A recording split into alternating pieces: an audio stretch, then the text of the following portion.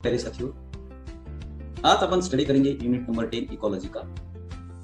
ये पहले फोटोग्राफ में आप देखिए कि father of modern ecology Eugene Odum, और दूसरा यहाँ पर पिक्चर देखिए कि अर्नस्ट हैकर, इन्होंने ही टर्म इंट्रोड्यूस की थी इकोलॉजी।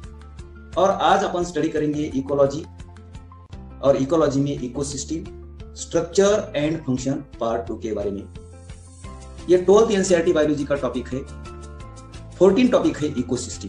3 से लेकर 4 क्वेश्चंस 16 मार्क्स के लिए आपको पूछते हैं, नीट में या स्टेट लेवल की सीईटी में। Myself Datta Shinde biology tutorials आपका स्वागत करता है। प्यारे साथियों, यहाँ पर देखिए कि आपको पहले पढ़ना है 4 लेवल्स ऑफ इकोलॉजी।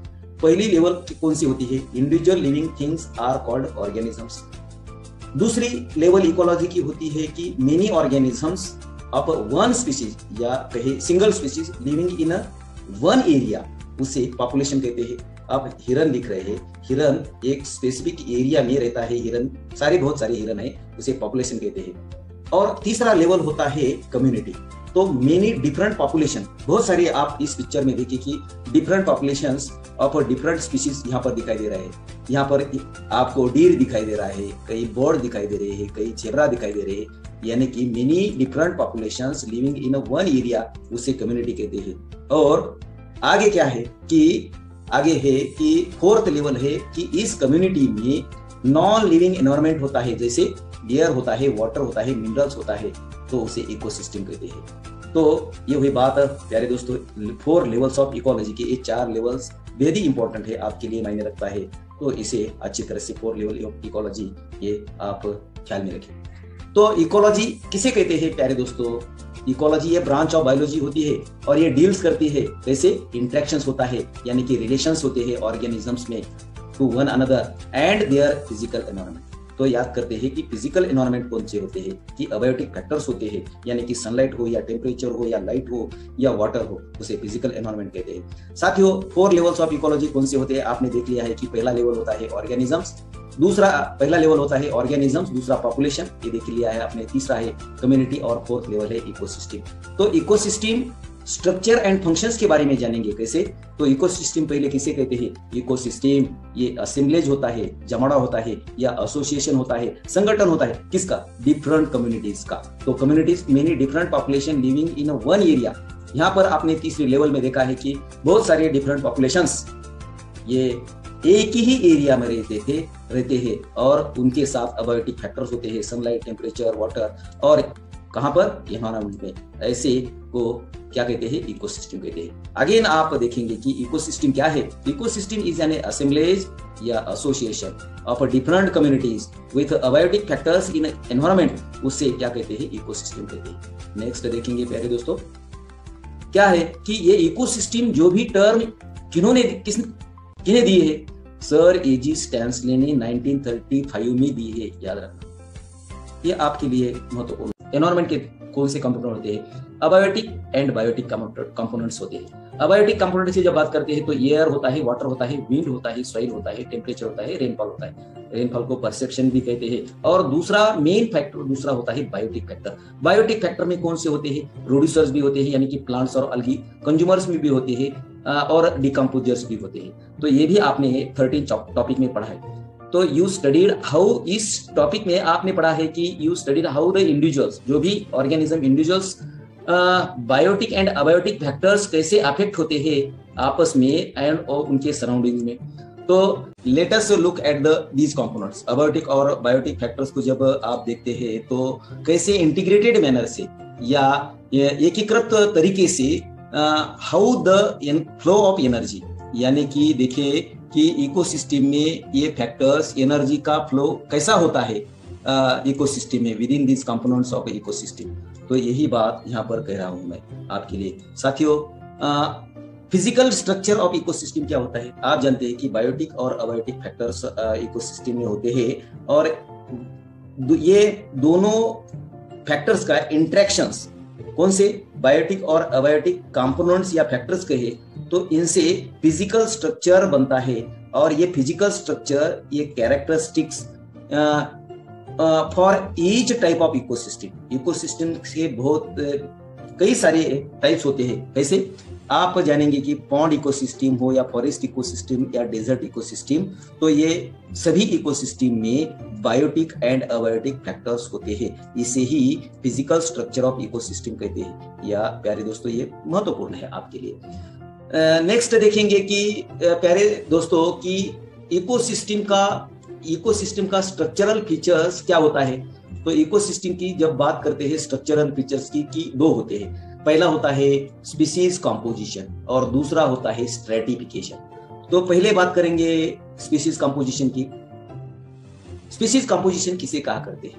आप जानते हैं कि स्पीसीज कंपोजिशन में आइडेंटिफिकेशन यानी कि उसका प्लांट हो या एनिमल स्पीसीज हो वो आइडेंटिफिकेशन होना, इनोमिनेशन यानी कि उसका नंबर जांचना प्लांट और एनिमल स्पीसीज का, कार्बन इकोसिस्टम, और ये गिव्स राइज करता है स्पीसीज कंपोजिशन। आपने पढ़ लिया है कि कौन से टॉपिक में, एक टॉपिक में आपने पढ़ लिया है page number the living world में, पेज नंबर 6 पर लाइन नंबर 9 पर ये आपने पढ़ लिया है कि the number of species that are known and described range 1.7 to 8 million. तो ये होता है किसी भी इकोसिस्टम का स्पीसीज कंपोजिशन कि identification and enumeration of plant and animal species in an ecosystem give the species composition. ये स्ट्रक्चरल फीचर्स होता है किसी भी इकोसिस्टम का। और दूसरा होता है स्ट्रेटिफिकेशन। बात करते हैं स्ट्रेटिफिकेशन। वर्टिकल क्या होता है stratification? Vertical distribution of a different species. बहुत सारी स्पीसीज क्या करती है किसी भी इकोसिस्टम में ऑक्यूपाइंग करती है डिफरेंट लेवल्स, उसे स्ट्रेटिफिकेशन कहते हैं। इस पिक्चर में देखिए प्यारे दोस्तों, आपको यहाँ पर दिखाई दे रहा है डेजर्ट इकोसिस्टम और दूसरा है ट्रॉपिकल रेन फॉरेस्ट इकोसिस्टम। तो स्ट्रेटिफिकेशन क्या होता है साथियों? एग्जांपल के तौर पर आप स्टडी करेंगे कि tropical rain forest trees occupied top vertical strata और लेयर, स्ट्रेटा को लेयर भी कहते हैं ऑफ फॉरेस्ट। ये ट्रॉपिकल रेन फॉरेस्ट में क्या होते हैं ट्रीज की बात करते हैं। ट्रीज यहाँ पर देखिए इस पिक्चर में आपको ये ट्रॉपिकल रेन फॉरेस्ट दिखाई दे रहे हैं, ये ट्रॉपिकल रेन फॉरेस्ट। और इस ट्रॉपिकल रेन फॉरेस्ट में ट्रीज जो भी होते हैं वो बड़े आकार के होते हैं, टॉप वर्टिकल स्ट्रेटा पाए जाते हैं और लेयर्स ऑफ फॉरेस्ट। और दूसरे नंबर पर आते हैं श्रब और तीसरे नंबर पर आते हैं श्रब और चौथे नंबर पर आते हैं ग्रासेस। तो देखिए क्या लिखा है एनसीईआरटी ने आपके लिए कि tropical rain forest trees occupied top vertical strata और layers of forest, shrubs second level पर है। यहाँ पर देखिए ये trees first level top vertical level पर है, 2 नंबर पर श्रब्स है, 3 नंबर पर हर्ब है और 4 नंबर पर है ग्रासेस। यहाँ पर ग्रासेस और हर्ब और ग्रासेस एक ही कैटेगरी में दिए है। Herb and grasses occupy the bottom layers. तो ये बात हुई है कि स्ट्रेटिफिकेशन, ये स्ट्रक्चरल फीचर्स ऑफ इकोसिस्टम है, याद रखें। कौन सी? Species composition and stratification. आगे देखेंगे कि प्यारे दोस्तों कि आप जानते हैं कि आपको मालूम है कि components of ecosystem are seen to function as a unit, एक यूनिट की तरह काम करते हैं इकोसिस्टम के बायोटिक और अबायोटिक कंपोनेंट। और you consider the following aspects, इसके बारे में आप फॉलोइंग एस्पेक्ट्स आप कंसीडर करें। वैसे प्रोडक्टिविटी की बात करते हैं। प्रोडक्टिविटी यानी कि प्रोड्यूसर्स होते हैं मेनली प्लांट्स और एल्गी। दूसरा एस्पेक्ट है डिकम्पोजिशन। डिकम्पोजिशन यानी कि माइक्रो ऑर्गेनिजम्स और फंगी होती है, कई प्रोटीन्स भी होते हैं। तीसरा एस्पेक्ट है एनर्जी फ्लो और फोर्थ एस्पेक्ट है न्यूट्रिएंट साइकिल। प्यारे दोस्तों इस फ्लो चार्ट में देखिए आप जानते हैं कि बायोटिक कंपोनेंट्स कौन से होते हैं, प्रोड्यूसर्स भी होते हैं, कंज्यूमर्स भी होते हैं, डिकम्पोजर्स भी होते हैं, ये लिविंग होते हैं। प्रोड्यूसर्स में प्लांट्स और अल्गी होते हैं, यानी कि सनलाइट एनर्जी से ये फोटोसिंथेसिस प्रोसेस द्वारा ये फिजिकल प्रोसेस होती है प्लांट्स और अल्गी की, और ये फूड प्रोड्यूस करते हैं। कंज्यूमर्स यानी कि प्लांट्स और अल्गी को ईट करने वाले होते हैं। डिकम्पोजर्स मोस्टली बैक्टीरिया और फंगी होते हैं। कंज्यूमर की जब बात करते हैं तो ये प्राइमरी कंज्यूमर्स होते हैं, सेकेंडरी कंज्यूमर्स होते हैं, टर्शियरी कंज्यूमर्स होते हैं। प्यारे दोस्तों इकोसिस्टम का दूसरा फैक्टर या कंपोनेंट कहे तो air, water, wind, soil, temperature, rainfall होता है। तो ये कंपोनेंट्स ऑफ इकोसिस्टम में functions when you consider the, ये एक साथ काम करते हैं, याद रखना। नेक्स्ट बात करते हैं प्यारे दोस्तों कि ये आपको समझने के लिए यानी कि गुण विशेष इथोस कहेंगे एक्वेटिक इकोसिस्टम की जहां पर बात करते हैं। ये स्मॉल पॉन्ड आपको दिखाई दे रहा है, इस पिक्चर में देखिए ये स्मॉल पॉन्ड आपको दिखाई दे रहा है, इसे एक्वेटिक इकोसिस्टम कहते हैं। और एक्वेटिक इकोसिस्टम की जब बात करते हैं क्या होता है कि स्मॉल पॉन्ड ये फेयरली सेल्फ सस्टेनेबल या सेल्फ रेगुलेटेड यूनिट होता है और रेदर देन सिंपल एग्जांपल है। किस लिए? Explain even the complex interaction that exist in aquatic ecosystem. ये आपको दिखने में सिंपल एग्जाम्पल है, लेकिन यहाँ पर कॉम्प्लेक्स इंटरेक्शन होते हैं एक्वेटिक इकोसिस्टम में। कैसे आगे देखेंगे साथियों की बात करते हैं पॉन्ड की। तो देखिए पॉन्ड ये क्या होता है, शैलो वाटर बॉडी होती है और इस पॉन्ड में ऑल जो भी 4 बेसिक आपने बेसिक कंपोनेंट पहले देखे हैं of an ecosystem A well exhibited होता है। कैसे? प्रोडक्टिविटी हो, देखिए कौन से कंपोनेंट की बात की है कि प्रोडक्टिविटी हो या ये कैसे होते हैं 4 बेसिक कंपोनेंट्स इकोसिस्टम के। तो अबायोटिक कंपोनेंट्स क्या होता है? अबायोटिक कंपोनेंट्स ये होता है वाटर, देखिए वाटर और विथ ऑल डिसॉल्व्ड इन और वाटर में डिसॉल्व्ड इनऑर्गेनिक और ऑर्गेनिक सब्सटेंसेस पाए जाते हैं। और क्या होता है? The rich soil deposit at the bottom of the pond, pond के बॉटम पर रिच सॉइल होती है। और क्या होता है अबायोटिक फैक्टर्स में? सोलर इनपुट, या देखिए ये सनलाइट या ये देखिए solar input, the cycle, temperature, day length, तापमान या दिन की लंबाई, रात की लंबाई, डे लेंथ कहेंगे, day length and other climatic condition ये रेगुलेट करते हैं किसका? Rate of function of the entire pond. ये सभी एंटायर पॉन्ड का रेट ऑफ फंक्शन रेगुलेट करते हैं। और क्या लिखा है आगे एनसीईआरटी ने कि इस एक्वेटिक इकोसिस्टम में एटोट्रॉपिक कंपोनेंट्स कौन से होते हैं? प्यारे दोस्तों, फाइटोप्लैंक्टन होते हैं। जब फाइटोप्लैंक्टन यानी कि पानी के ऊपर तैरने वाली अलगी को फाइटोप्लैंक्टन कहते हैं। ये देखिए algae and the floating submerge, क्या लिखा है? सबमर्ज। तो submerge and marginal plant found at the edge, ये पॉन्ड के एज पर आपको दिखाई दे रहा है कि सबमर्ज और मार्जिनल प्लांट एज पर होते हैं। कई पानी के और कई पानी और जमीन इसके बीच में, उसे सबमर्ज कहते हैं, एज पर होते हैं। और बात करते हैं कंज्यूमर्स की इस पॉन्ड इकोसिस्टम में। Consumers are represented by zooplankton, zooplankton यानी कि एनिमल्स की बात कही है यहाँ पर। The free swimming and bottom dwelling forms होते हैं। कौन से होते हैं? कई ये जूप्लैंक्टन की जब बात करते हैं प्यारे दोस्तों, कौन से होते हैं?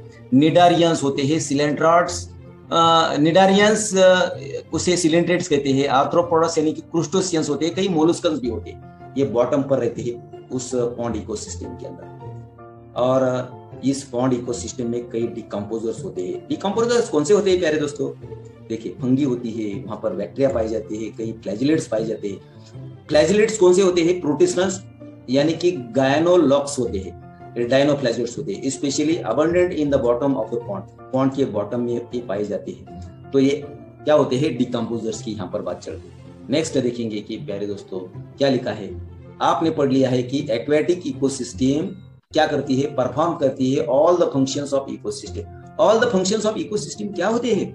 प्रोडक्टिविटी होती है, डिकम्पोजिशन होता है, एनर्जी फ्लो होता है और न्यूट्रिएंट साइक्लिंग होता है। जो भी पूरे बायोस्फीयर में पाया जाता है वो पॉन्ड इकोसिस्टम में पाया जाता है, एज ए होल कहेंगे उसे। कैसे? नंबर 1 कहेंगे कि इस पॉन्ड इकोसिस्टम में conversion of inorganic into organic material. कैसा? इसे समझेंगे यहाँ पर। With the help of radiant energy, ये देखिए यहाँ पर रेडिएंट एनर्जी यानी कि सनलाइट एनर्जी, बाय द एटोट्रॉप, एटोट्रॉप यानी कि प्रोड्यूसर्स होते हैं और ये फर्स्ट ट्रॉपिक लेवल पर पाए जाते हैं। ये इकोलॉजिकल पिरामिड की यहाँ पर बात चल रही है प्यारे दोस्तों। दूसरा है कि यहाँ पर कंजम्पशन ऑफ एटोट्रॉप्स, एटोट्रॉप को कंजम करने वाले कौन से होते हैं? हार्बीवोरस होते हैं। ये सेकंड ट्रॉपिक लेवल पर पाए जाते हैं, उसे प्राइमरी कंज्यूमर कहते हैं। तीसरी बात कहेंगे कि तीसरी डिकम्पोजिशन की बात चल रही है और मिनरलाइजेशन की बात चल रही है of the dead matter to release them back to reuse by the autotrophs। ये देखिए ग्रीन प्लांट्स एक दिन क्या होंगे? ये भी डेड होंगे। प्राइमरी कंज्यूमर जो भी हर्बिवोरस होंगे उनको भी लाइफ स्पैन होता है, जैसे इंसेक्ट्स हो या दूसरे मैमल्स हो, इनको भी क्या होता है? ये सेकंड ट्रॉपिक लेवल ये क्या करते हैं? प्रोड्यूसर्स को खाते हैं, ग्रीन प्लांट्स को, हर्बिवोरस। और these events repeated over and over. एक बात आपके समझ में जहन में आनी चाहिए प्यारे दोस्तों, कैसे फर्स्ट ट्रॉपिक लेवल प्रोड्यूसर्स की होती है यानी कि green plants, second trophic level होती है प्राइमरी कंज्यूमर्स को यानी कि हर्बिवोरस होते हैं, हर्बिवोरस यानी कि इंसेक्ट्स और कई मैमल्स होते हैं, ये ग्रीन प्लांट्स को खाते हैं। और थर्ड ट्रॉपिक लेवल होती है सेकेंडरी कंज्यूमर्स की, वो कार्निवोरस होते हैं और ये कार्निवोरस क्या करते हैं, प्राइमरी कंज्यूमर्स को ईट करते हैं। और फोर्थ ट्रॉपिक लेवल उसे टर्शरी कंज्यूमर्स कहते हैं, तो सेकेंडरी कार्निवोरस होते हैं जैसे कि स्नेक होता है या फॉक्स होता है। और एपेक्स पर प्रेडेटर्स होते हैं जैसे वल्चर, लायन, टाइगर्स ये होते हैं। यहाँ पर बात की है कि कौन सी बात की है, decomposition and mineralization of the dead organic matter. यहाँ पर यार फर्स्ट ट्रॉपिक लेवल के प्रोड्यूसर ये भी डेड होंगे, बिल्कुल सही है। सेकंड ट्रॉपिकल लेवल के हर्बिवोरस ये भी डेड होंगे। थर्ड ट्रॉपिक लेवल के जो भी कार्निवोरस होंगे ये सेकेंडरी कंज्यूमर ये भी डेड होंगे। फोर्थ ट्रॉपिक लेवल के सेकेंडरी कार्निवोरस ये भी डेड होंगे। और अपेक्स के प्रोड्यूसर वल्चर, ईगल्स, लायन ये भी डेड होंगे। तो to release them back into reuse the autotrophs, these events are repeated over and over again। यानी कि डिकम्पोजिशन ऐसा प्रोसेस है कि हर एक ट्रॉपिक लेवल में डिकम्पोजिशन होगा, मिनरलाइजेशन होगा, डेड मैटर, हर एक ट्रॉपिक लेवल की डेड मैटर क्या होगी, रिलीज होगी। कैसे रिलीज होगी, back to the for reuse by the autotrophs के लिए। और लास्ट में क्या लिखा है कि प्यारे दोस्तों, there is a unidirectional movement of energy towards the higher trophic level. यहाँ पर आपको लिखा है फर्स्ट ट्रॉपिक लेवल यानी कि प्रोड्यूसर, सेकंड ट्रॉपिक लेवल यानी कि primary consumer, third trophic level इसका मतलब होता है सेकेंडरी कंज्यूमर, और फोर्थ ट्रॉपिक लेवल का टर्शियरी कंज्यूमर। और अपेक्स पर प्रेडिटर्स पाए जाते हैं। तो यहाँ पर चर्चा जब करते हैं कि एनर्जी की, कि unidirectional flow of energy, moment of energy towards the higher trophic level through the food chain, ये फूड चेन के द्वारा। और एनर्जी का डिसिपेशन होता है एनवायरमेंट में यानी कि एयर में, या लॉस होता है कैसे, as a heat to the environment. तो ऐसे कंडीशंस में क्या लिखा है, जब ट्रॉपिक लेवल की बात करते हैं तो ट्रॉपिक लेवल प्रोड्यूसर्स से जब प्राइमरी कंज्यूमर्स कंज्यूम करते हैं ये प्रोड्यूसर्स को, तो only 10% is energy is passed organism in one trophic level to the next trophic level.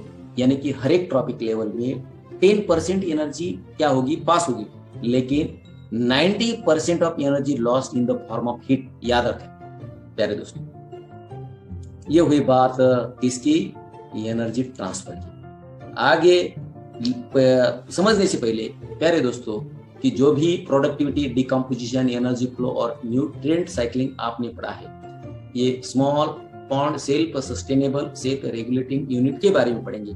इसके डिटेल में आगे की वीडियो में आप पढ़ेंगे।